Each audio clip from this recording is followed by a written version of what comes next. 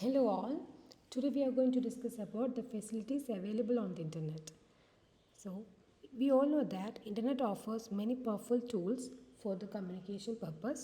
So, let's see the major 6 key services that connects users worldwide.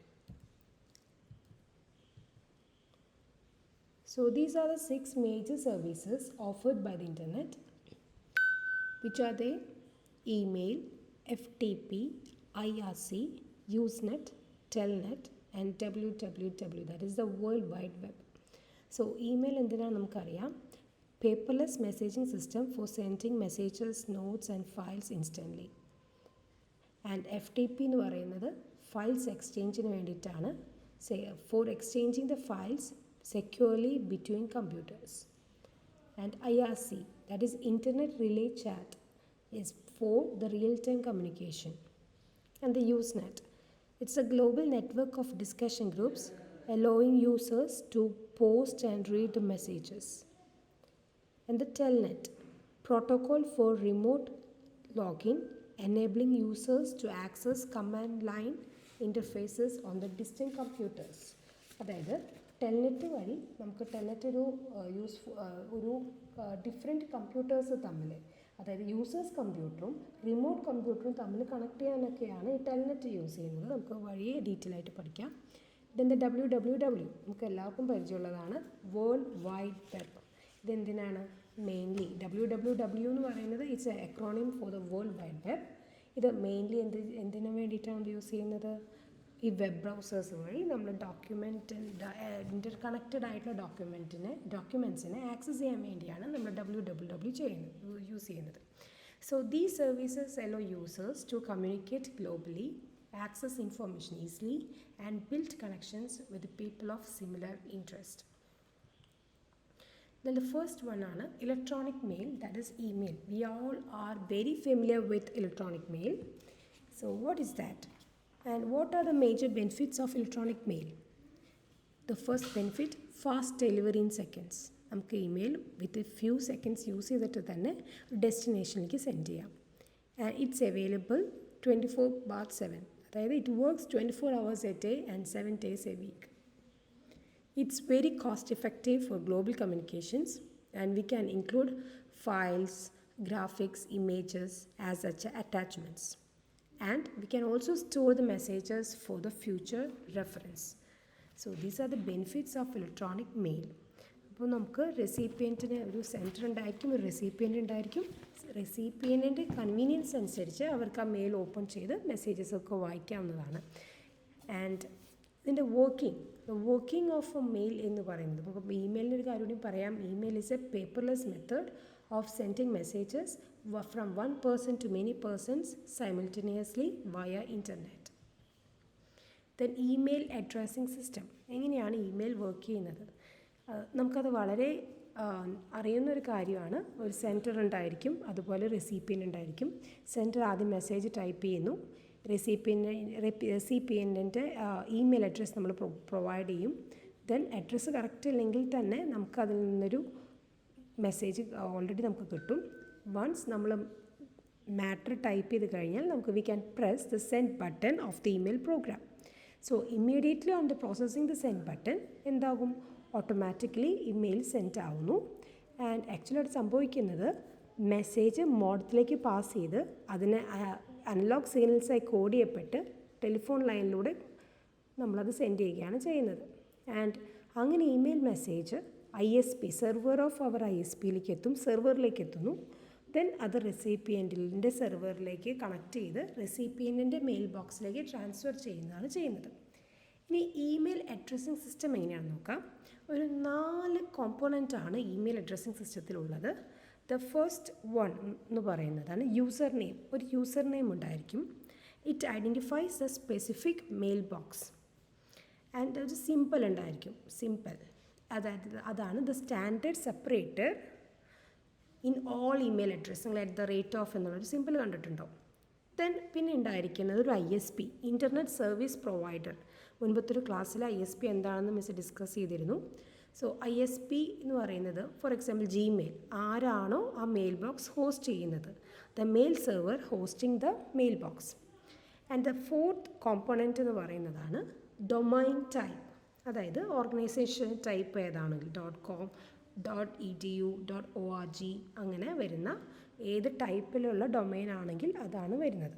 ഇപ്പോൾ network ആണെങ്കിൽ .net എന്ന് വരും, education institutions ആണെങ്കിൽ .edu എന്ന് വരും. ഒരു കൊമേഴ്ഷ്യൽ സൈറ്റ് ആണെങ്കിൽ .com ആയിരിക്കും, ഒരു ഓർഗനൈസേഷൻ ആണെങ്കിൽ .org ആയിരിക്കും. സോ അങ്ങനെയാണ് നമ്മൾ ഇമെയിൽ അഡ്രസ്സിന് നമ്മൾ സെറ്റ് ചെയ്യുന്നത്. ഇപ്പോൾ ഫോർ എക്സാമ്പിൾ sharath@gmail.com എന്ന് പറയുന്ന word sharath is a username, gmail is a mail server and .com indicates a commercial site. Then coming to the next service, that is FTP, that is a file transfer protocol. It's an internet utility software designed for securely uploading and downloading the various types of files, including software, data and text between different computers.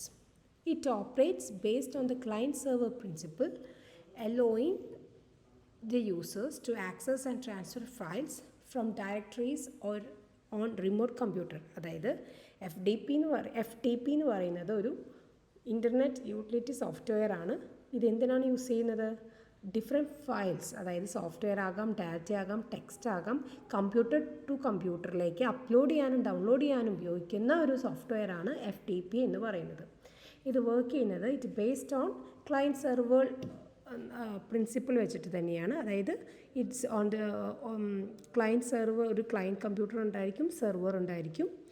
And client എന്ന് പറയുന്നതായിരിക്കും ആരാണ്? Client എന്തായിരിക്കും? FTP client is a program running on the computer that enables us to talk to or get material from the remote computer.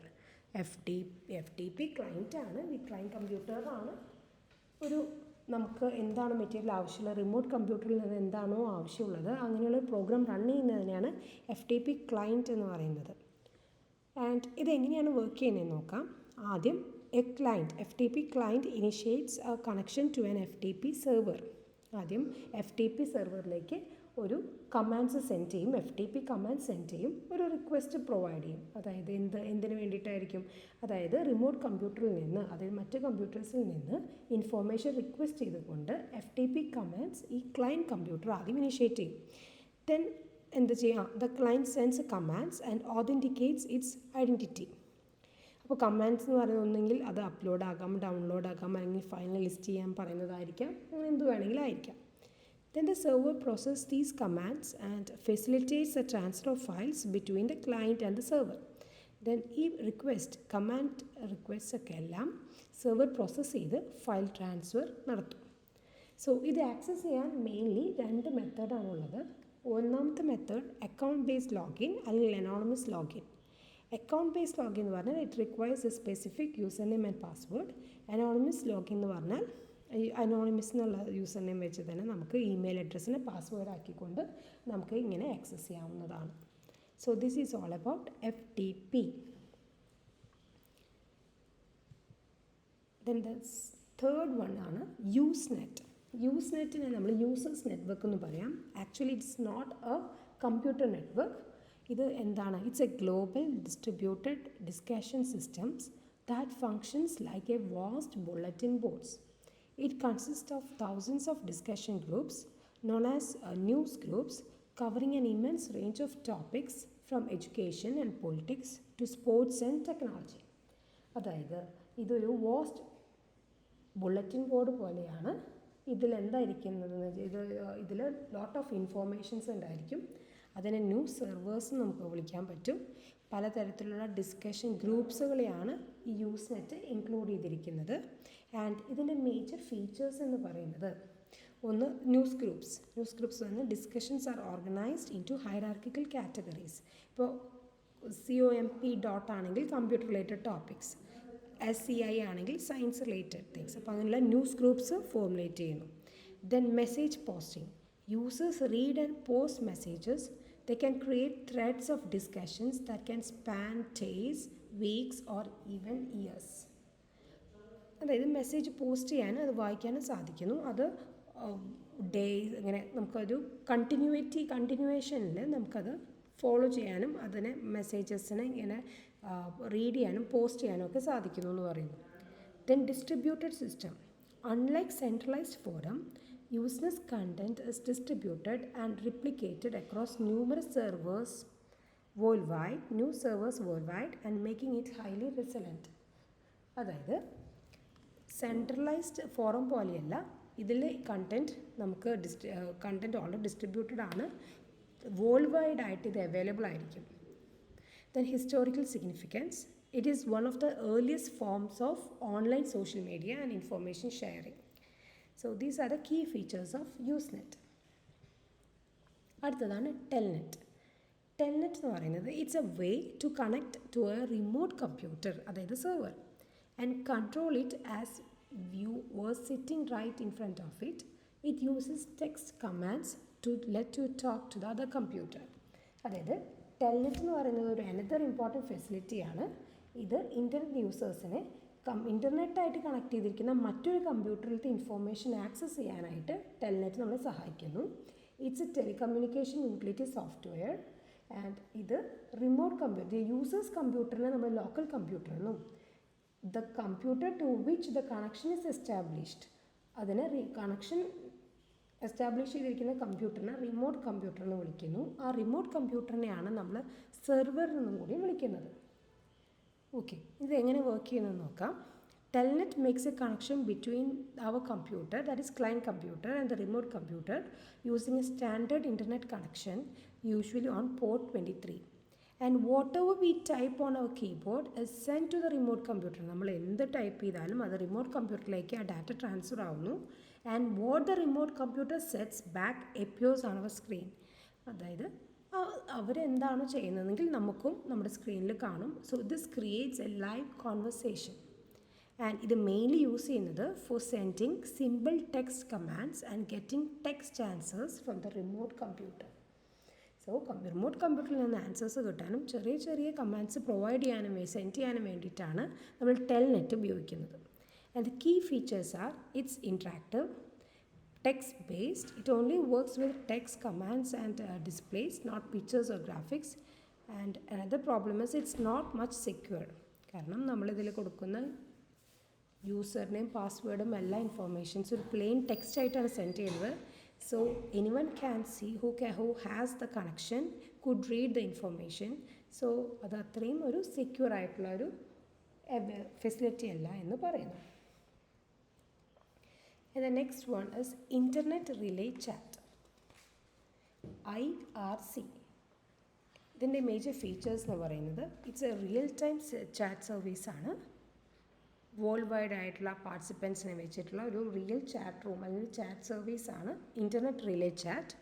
Multiple users communicating simultaneously and various channels types. അത് public ആയിട്ടുള്ള internet chat real chat service ഉണ്ട്, private, secret and invisible. And it has the ability to change the chat groups or invite others to private chats. And it was developed in the year 1988. ഇതൊരു world wide ആയിട്ട് ആൾക്കാരെ cover ചെയ്യാനും means ആൾക്കാരായിട്ട് link ചെയ്യാൻ വേണ്ടി വന്നിട്ടുള്ള, അതായത് world ഇവൻറ്റ്സും അങ്ങനെയായിട്ടുള്ള news and sports കമൻട്രിയും ഒക്കെ വേൾഡ് വൈഡ് ആയിട്ട് കമ്മ്യൂണിക്കേറ്റ് ചെയ്യാൻ വേണ്ടി വന്നിട്ടുള്ള ഒരു റിയൽ ടൈം ബേസ്ഡ് ചാറ്റ് സർവീസാണ് internet relay chat. And it was developed in 1988 in Finland. IRC has been used extensively for live coverage of the world events, news and sports commentary. And the next one, that is World Wide Web, WWW. നമുക്കത് വളരെ പരിചയമുള്ള ഒന്നാണ്. ഇതിൻ്റെ major features ആണ് information access, navigation, നമുക്ക് mouse ക്ലിക്കിലൂടെ തന്നെ നമുക്ക് എല്ലാ ഫയൽസും ആക്സസ് ചെയ്യാൻ പറ്റുന്നു. And commercial potential for trade and കൊമേഴ്സിനും ഇൻ്റർനെറ്റ് ബേസ്ഡ് ആയിട്ട് ഇത് വർക്ക് ചെയ്യുന്നു. And the world wide web is one of the main reasons for the growing popularity of the internet. So ഒരു ഇൻ്റർനെറ്റിൻ്റെ ഡെവലപ്മെൻറ്റിന് വന്നിട്ടുള്ള മെയിൻ ഒരു കാരണം എന്ന് പറയുന്നത് ഈ വേൾഡ് വൈഡ് വെബ്, അതായത് WWW എന്നുള്ളതാണ്. So these are the major services of or major facilities available on the internet. Thank you.